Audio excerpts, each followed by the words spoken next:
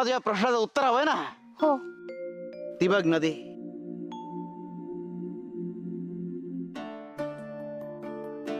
पाहिले स्वामी? या नदीत कीटक प्राणी पक्षी सगळे पाणी पितात. माणूस सुद्धा या नदीचा तितकाच वापर करतो. ही नदी सगळ्यांकरता समान पाणी घेऊन वाहते. ज्याची जितकी क्षमता तितकं पाणी तो घेतो. म्हणजे नदी कोणाला कमी जास्त देत नाही, प्रत्येक जण आपल्या क्षमतेनुसार कमी जास्त घेतो, बरोबर ना स्वामी? देवाचे असंच आहे. तो सगळ्यांसाठी आहे, तो सर्व काळ आहे. तुमचं समर्पण श्रद्धा आणि विश्वास जितका असेल तितका देव तुमच्या जवळ असेल आणि तुम्ही देवाच्या जवळ असाल. आणि एक दिवस तुम्ही एक रूप व्हाल. म्हणजे देव कमी जास्त नसतो, आपली क्षमता कमी जास्त असते. जसं की जितकी श्रद्धा तुम्ही आमच्यावर ठेवता तितकी आम्ही तुमच्या वाट्याला येतो, तितकी कृपा करतो.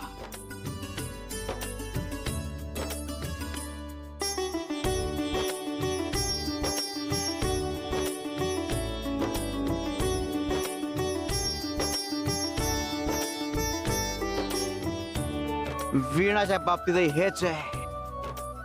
तिने श्रद्धा त्या विश्वास जितका वाढत जाईल तितकी आमची कृपा वाढत जाईल आणि तिच्या स्वप्न पूर्तीचा मार्ग जवळ येत जाईल. शिवर शंकर नमामि शंकर शिवशंकर शंभो.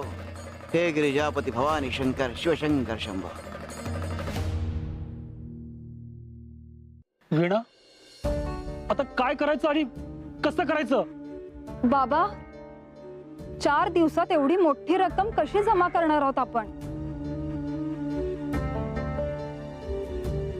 स्वामी मार्ग दाखवा. श्री स्वामी समर्थ. चला बाबा. स्वामी, ह्या दगडाचं आणि ह्या मातीचं काय करायचं ते सांगितलंच नाही तुम्ही अजून. या दगड आणि मातीकडे बघून एक मोठी गोष्ट शिकू शकतेस. सखाराम, इकडे. आज्ञा स्वामी. पाण्याने भरलेला माठ खाली ठेव.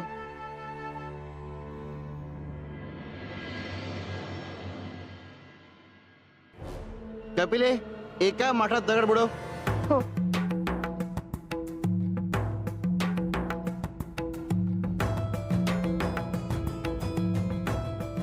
कपिले, दुसऱ्या माठात माती टाक.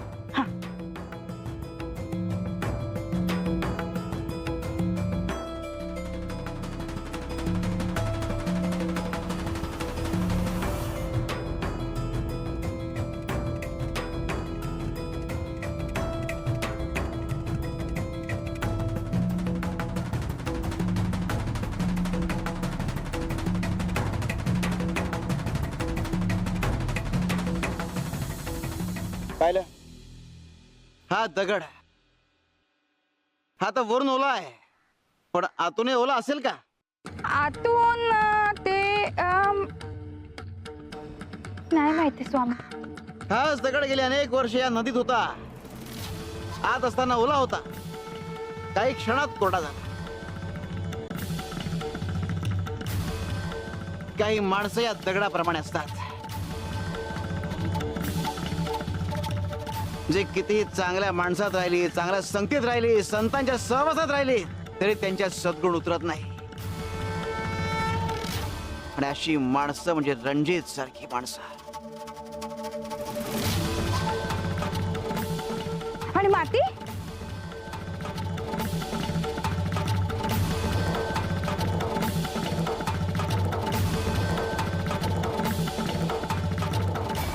हे बघ, हे माती काही काळ पाण्यात होती, पण एक रूप झाली, आतून बाहेरून ओली झाली. वीणासारखी माणसं या मातीप्रमाणे असतात, जी भक्तीमध्ये निरंतर बुडालेली असतात, एक रूप झालेली असतात, अंतर्बाह्य भक्तीत बुडालेली असतात, गुरुचरणी स्वतःला वाहून घेतलेली असतात आणि मग त्यांच्या आयुष्याचं सोनं होतं.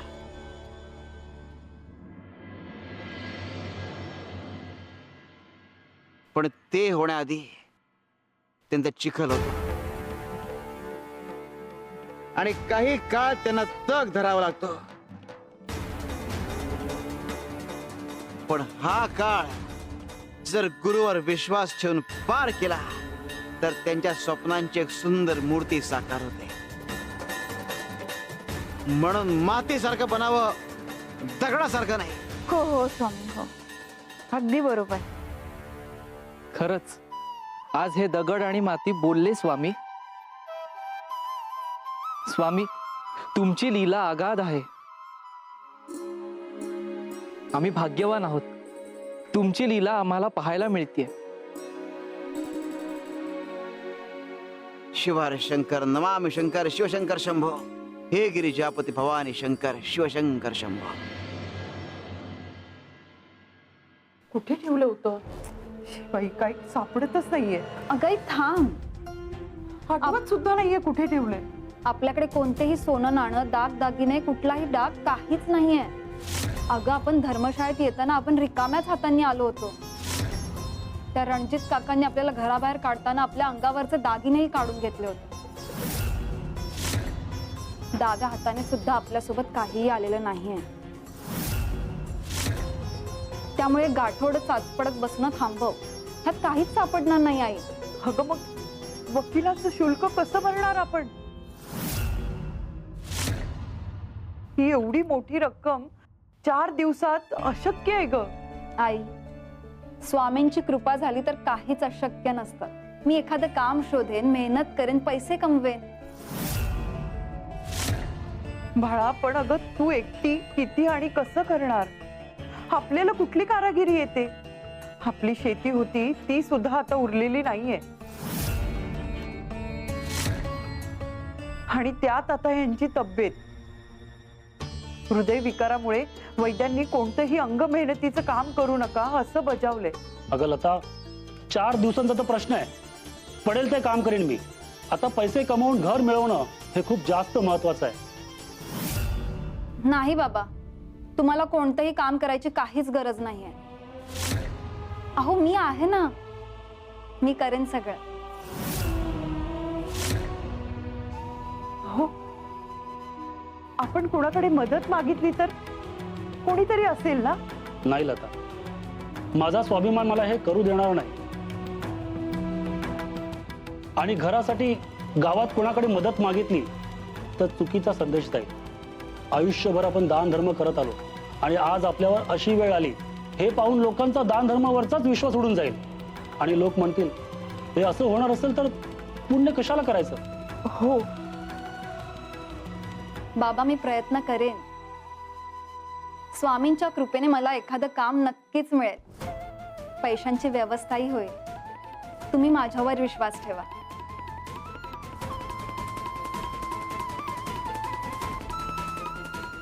स्वामी, मला मार्ग दाखवा. माझ्या मेहनतीला बळ द्या. तुम्हीच म्हणता ना, जिथे साधनं संपतात तिथे श्रद्धा मार्ग दाखवते. मेहनत आणि विश्वास एकत्र आले तर अशक्यही शक्य होतं, असं तुम्हीच म्हणता ना स्वामी.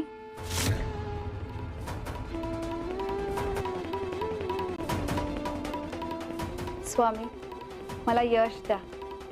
श्री स्वामी समर्थ.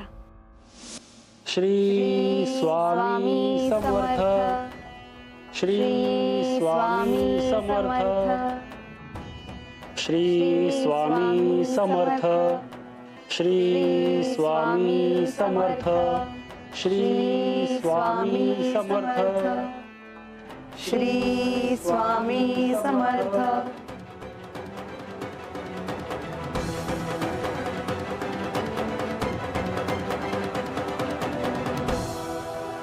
या घरात स्वामींसमोर नामस्मरण करताना जो आनंद मिळतो तो असा शब्दात सांगता येत नाही. हे असं समाधान, अशी शांतता मी आजवर कुठेही पाहिली नाही. ना देवळात ना कुठल्या तीर्थक्षेत्री. आता हे आपलं घर फक्त घर राहिलं नाहीये, जणू स्वामींचं मंदिर झालंय.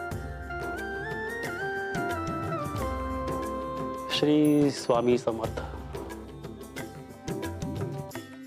खरंय, इथे बसलं की मन आपोआप शांत होत. जणू काही स्वामी आपल्यातच वावरतायत. हो मग, स्वामी जिथे असतात ना ते घर घर राहत नाही हा, तर त्याचं मंदिर बनतं.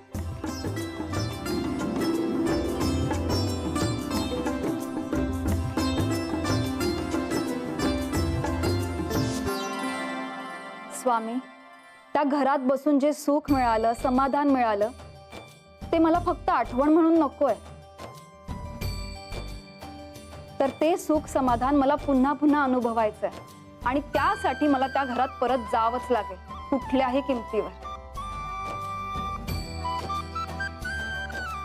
स्वप्न फक्त पाहायचं नसतं, तर त्यासाठी रोज उभं राहायचं असतं, असं तुम्हीच म्हणता ना स्वामी.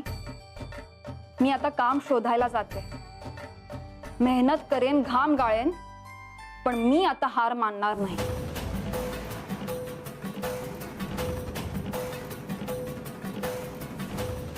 श्री स्वामी समर्थ.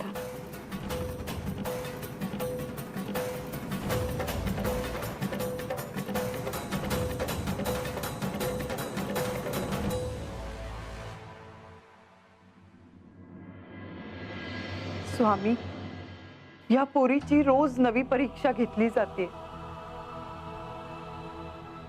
दररोज नवीन आव्हानं, दररोज नवीन ओझ. दिवस रात्र फक्त एकाच ध्यासासाठी जगते ती. स्वप्नपूर्तीचा ध्यास.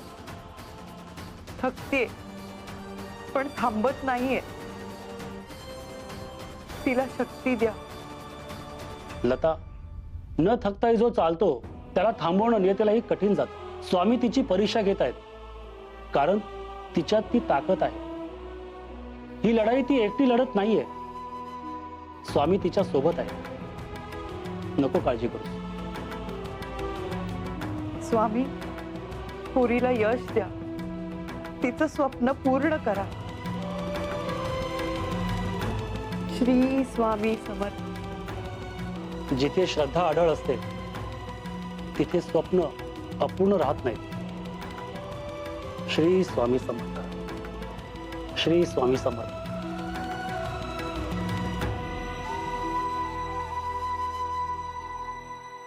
रणजित साहेब,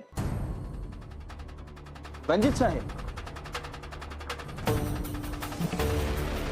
नमस्कार. नमस्कार. बोला. मला बातमी अशी आहे की त्या वीणाने विनायक सरंजामे वकिलांची भेट घेतली आहे. विनायक सरंजाम म्हणजे ही वीणा आमच्या विरोधात खटला चालवायच्या तयारीत आहे. तर होय, तिने त्यांना तुमच्या विरोधात खटला चालवण्याची विनंती केली आहे.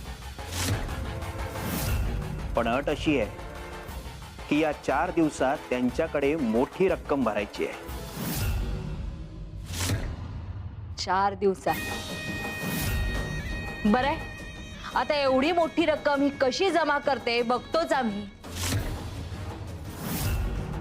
कसं आहे ना, स्वप्न उधळायला आणि स्वप्न पूर्ण करायला पैसाच लागतो. आता हे पैसे जमा करू द्यायचे की नाही ते आम्ही बघतो. सगळं आमच्याच हातात आहे. माझ्या विरोधात तक्रार करते, बघतोच न्यायालयात कशी पोचती येते. 4 दिवस, फक्त 4 दिवस लागतात एखाद्याचं स्वप्न मोडायला.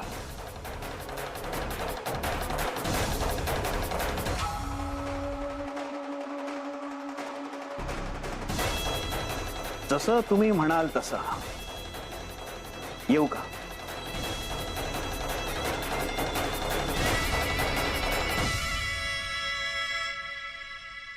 काय शिस्त आहे तुमच्या डोक्यात? आता खरा खेळ सुरू होईल कामिनी. वीणा काही ते पैसे जमा करू शकणार नाही आणि खटला कागदावर येणारच नाही. न्याय हवा असेल तर माझ्याकडेच यावं लागतं. फक्त या रणजितकडे. आमच्याशी वाकडं, त्याची मसनात लाकडं.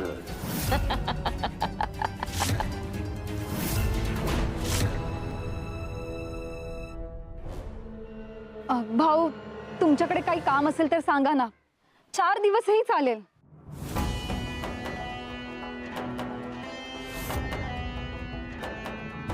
भाऊ, तुमच्या शेतात काही काम आहे का? 4 दिवसही चालेल हो.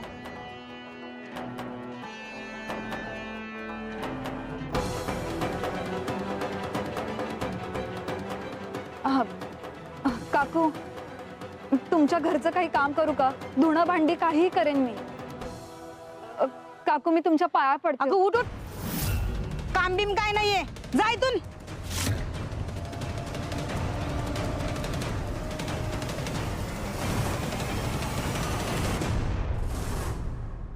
हीच आहे का ती वीणा जी आमच्या विरुद्ध खटला चालवायला निघालीये, वकिलांसाठी पैसे जमवतीये? गावकऱ्यांनो, द्या काम, द्या हिला, आणि कामाच्या बदल्यात भरपूर मोबदला द्या. काय हरकत आहे ना काम तुमच्याकडे? नाही बाईसाहेब, आमच्याकडे काही काम नाही. मग निघा इथून. हा, चल.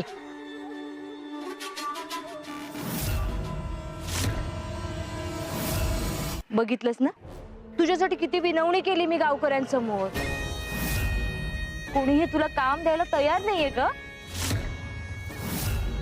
तुला याची भीती किंवा लाज तर वाटत नाहीये ना? स्वामींच्या भक्तांना कोणाचीही भीती नाही वाटत. ए, काय स्वामी स्वामी स्वामी लावलंय? एवढं करून सुद्धा हाल अपेष्टाच भोगताय ना. काय केलं तुझ्या स्वामींनी तुमच्यासाठी? स्वामींनी आमच्यासाठी काय केलं हे विचारताय? तुमच्या दुष्टपणामुळे आम्हाला आमचं घर सोडावं लागलंय. ए, आणि आमचे भोग काही असतील, ते भोग भोगण्याची ताकद आम्हाला स्वामींनीच दिली आहे. अख्ख्या पंचक्रोशीत तुमच्या विरोधात कोणाची बोलायची हिंमत नाहीये म्हणे, पण मी आज तुमच्या समोर उभी आहे. ही हिंमत मला स्वामींनीच दिली आहे. आणखी एक, घर फक्त 4 भिंतीचं नसतं, कुटुंब म्हणजेच घर असतं. आणि माझं कुटुंब माझ्या सोबत आहे. ते सुख हिरावून तुम्ही अजूनही घेऊ शकला नाहीत माझ्याकडून, आणि घेऊही शकणार नाही. आणि हो, रवी दादा आणि संग्राम दादा घर सोडून गेलेत म्हणे. हे सगळं तुमच्यामुळेच होतं. ए, आमच्या कुटुंबावर घसरू नकोस. माझ्या क्रोधापुढे तुझे स्वामी सुद्धा तुला वाचवू शकणार नाहीत. अहो, मला काळजी तर तुमची वाटते. स्वामींच्या क्रोधापासून तुम्ही कसे वाचणार आहात? माझ्या विरोधात उठाव केलायस ना, बघ आता कशी तोंडघशी पडती असते.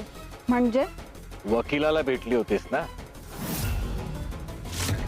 त्यांनी शुल्क सांगितलं म्हणजे खटला लढायला होकार दिला.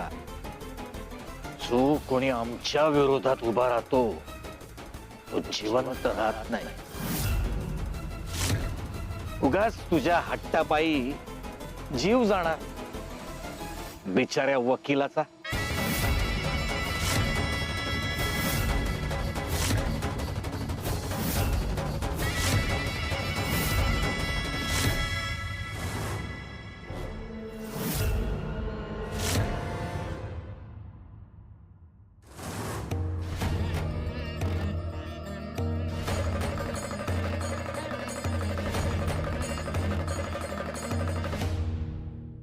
स्वामी, हे काय करताय?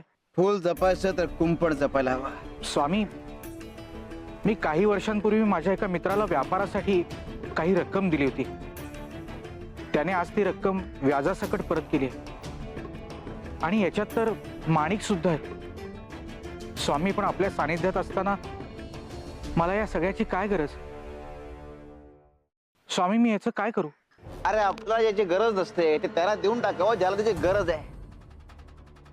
ज्याचं पोट भरलंय त्याने दुसऱ्याचं पोट भरावं.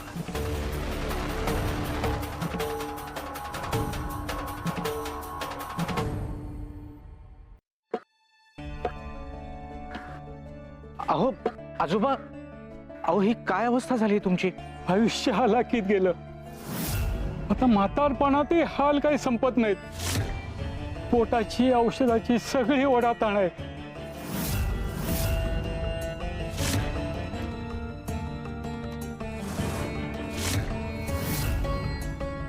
आजोबा, ही रक्कम असू द्यात तुमच्याकडे. नको नको, अहो असं करू नका, घ्या, तुम्हाला उपयोगी पडेल. स्वामी तुमचं भलं करो. श्री स्वामी समर्थ.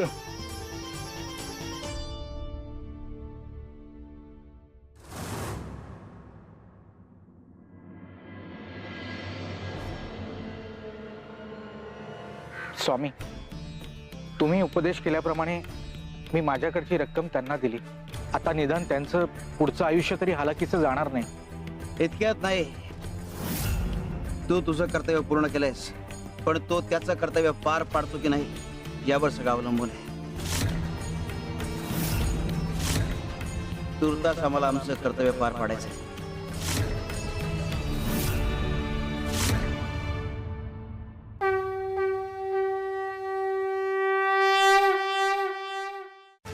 बाळांनो, जीवन बदलण्यासाठी वेळ सगळ्यांनाच मिळते, मात्र वेळ बदलण्यासाठी 2 वेळा जीवन मिळत नाही.